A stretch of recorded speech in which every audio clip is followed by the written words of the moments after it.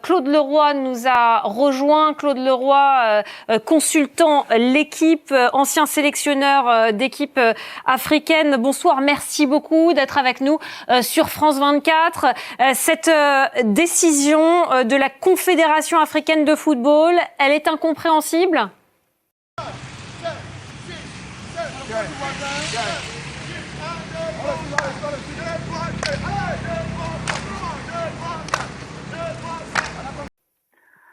Un ancien président de la République française aurait dit qu'elle est abracadabrantesque, qu'elle est grand guignolesque, qu'elle est d'une stupidité à nul autre pareil. Enfin, on voit comment cette confédération africaine de football navigue à vue, sans aucune idée, sans aucune perspective, au hasard des influences et quelquefois des émotions. Donc, moi, je suis pas d'accord avec ce qui a été dit avant, à savoir que c'est pas un but qui a été refusé, mais c'était l'arbitre qui avait sifflé trop vite.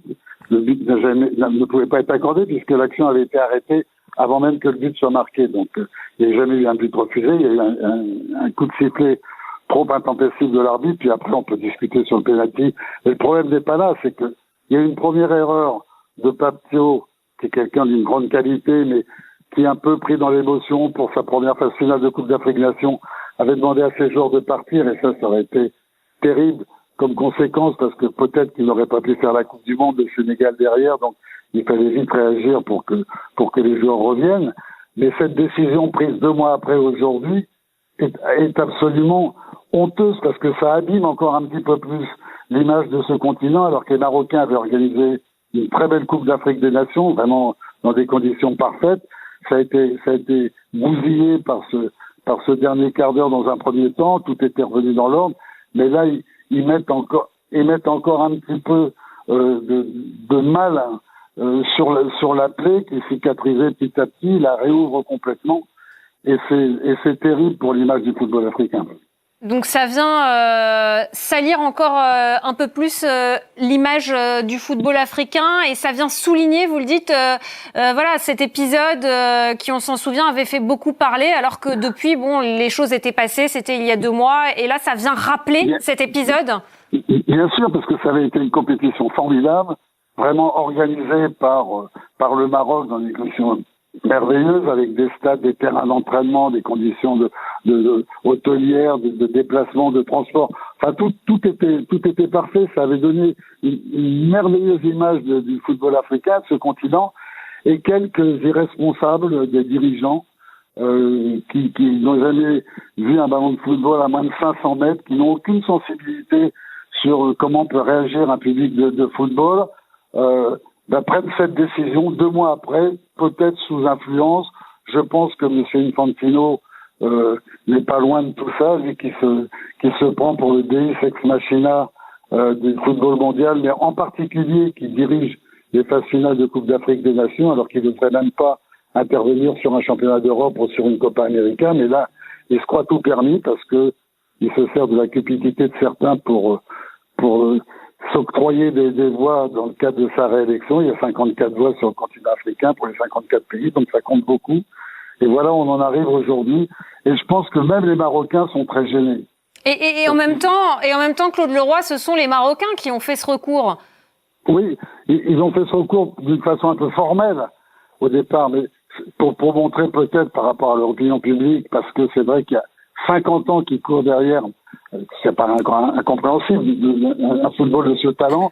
Depuis 1976, ils n'ont pas gagné de Coupe d'Afrique. C'est la 2e fois qu'ils l'organisaient. La première fois, ils ont été battus en demi-finale. Là, ils étaient battus en finale. Donc, bien évidemment, ils l'ont assez mal vécu. Mais ce qui était idiot, parce qu'ils avaient organisé une formidable Coupe d'Afrique des Nations. Donc, ils ont porté ces réserves pour montrer qu'ils ne se laissaient pas faire. Mais aujourd'hui, cette décision ne les grandit pas. Et on a vu le premier communiqué de la Fédération royale marocaine.